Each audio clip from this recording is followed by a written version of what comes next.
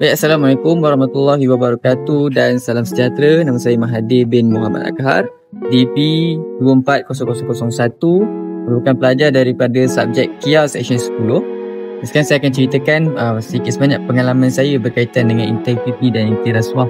Jadi saya akan sentuhkan berkaitan dengan integriti.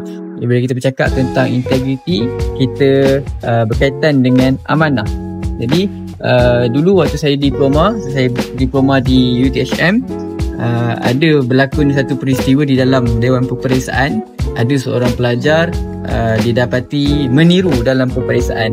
Jadi ini adalah satu contoh ketidakamaнаhan yang berlakulah dalam kalangan pelajar itu sendiri, iaitu mereka menipu dalam peperiksaan.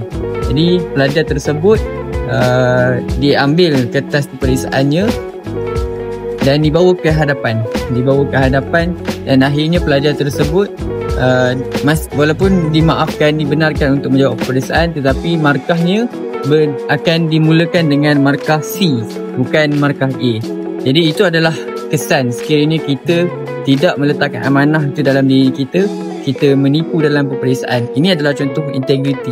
Ya, bukan sahaja kita berkaitan dengan rasuah dan sebagainya, tetapi integriti ni juga dia berkaitan dengan kita punya jati diri kita, berkaitan dengan kita punya amanah, berkaitan dengan bagaimana kita ingin jujur dalam membuat satu-satu keputusan.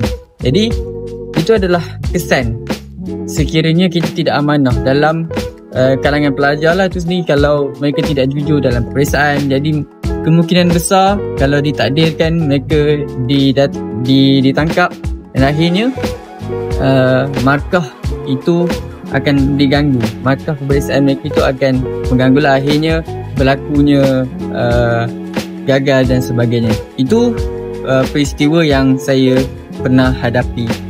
Saya rasa itu sahaja daripada saya. Terima kasih.